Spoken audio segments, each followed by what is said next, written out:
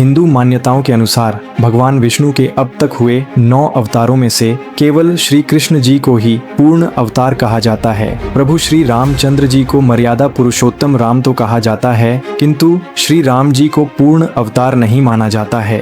पूर्ण अवतार केवल श्री कृष्ण जी ही कहे जाते हैं। इसके पीछे क्या कारण हो सकता है कि सभी 9 अवतार विष्णु जी के ही अवतार हैं, किंतु केवल श्री कृष्ण जी को ही पूर्ण अवतार कहा जाता है? इसके पीछे बहुत बड़ा कारण है। इस ब्रह्मांड में जितनी भी सजीव और निर्जीव वस्तुएं हैं, सबकी अपनी अपनी अभिव्यक्तियां होती हैं। इन अभिव्यक्तियों के कारण ही कोई मनुष्य साधारण होता है तो कोई ओजस्वी। ये अभिव्यक्तियां कुल 16 होती हैं, जो आत्मा और चेतना की भिन्न भिन्न अवस्थाओं को अभिव्यक्त करती हैं। जैसे पत्थर में जीवन नहीं होता है, किंतु पत्थर एग्जिस्ट तो करता है, यानी पत्थर भले ही निर्जीव है किंतु उसका अस्तित्व होता है, इसलिए पत्थर की अभिव्यक्ति एक होती है। पेड़ पौधे पत्थरों की भांति एक ही स्थान पर अचल रहते हैं, किंतु उनमें जीवन होता है, अर्थात पेड़ पौधों में पत्थरों से एक अभिव्यक्ति अधिक होती है। इसी प्रकार पशुओं की अभिव्यक्ति पेड़ पौधों से अधिक है। हम मनुष्यों में 5 से 6 अभिव्यक्तियां होती हैं।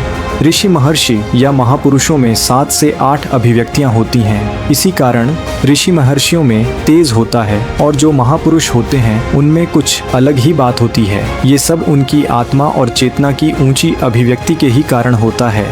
आत्मा और चेतना की सबसे ऊंची अवस्था 16वीं होती है। जिस किसी मनुष्य में ये 16 अभिव्यक्तियां होती हैं, वह ईश्वरीय गुणों से युक्त होता है। केवल श्री कृष्ण जी में ही ये 16 अभिव्यक्तियां थीं। इसी कारण उन्हें षोडश कला संपन्न भी कहा जाता है। इन 16 अभिव्यक्तियों के कारण ही श्री कृष्ण जी जीवन के हर क्षेत्र के महारथी थे। जहाँ उन्होंने अनेकों असुरों का वध किया, तो साथ ही गोपियों के साथ रासलीला भी की। सुदामा जैसे गरीब व्यक्ति के साथ जीवन पर्यंत मित्रता निभाई, किंतु अपने ही ममेरे भाई शिशुपाल की 101 गालियों के बाद सुदर्शन चक्र से उसका वध कर दिया। जो जैसा उसके साथ वैसा ही व्यवहार किया। महाभारत के युद्ध से पहले बहुत बार कौरवों के सम्मुख पांडवों के शांति दूत बनकर गए, किंतु जब कौरव नहीं माने तो महाभारत के युद्ध में अर्जुन का सारथी बनकर युद्ध में भाग लिया और शस्त्र न उठाने का वचन दिया, किंतु एक आध बार शस्त्र उठा भी लेते हैं। एक और जहां युद्ध से पहले अर्जुन को भगवद गीता का ज्ञान दिया, वहीं दूसरी ओर महाभारत के युद्ध में बहुतों को छल से मरवाया।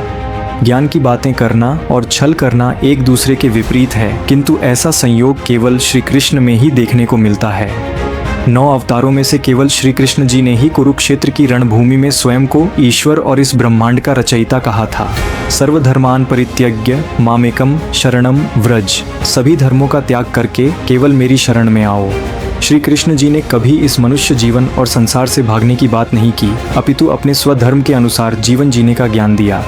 16 कलाओं से युक्त होने के कारण ही श्री कृष्ण मनुष्य जीवन के सभी आयामों को छू पाए। ऐसा कॉम्बिनेशन यानी संयोग कभी संसार के किसी दूसरे व्यक्ति में देखने को नहीं मिला कि एक हाथ में मुरली और दूसरे हाथ में सुदर्शन चक्र। इसी कारण केवल श्री कृष्ण जी को ही पूर्ण अवतार कहा जाता है।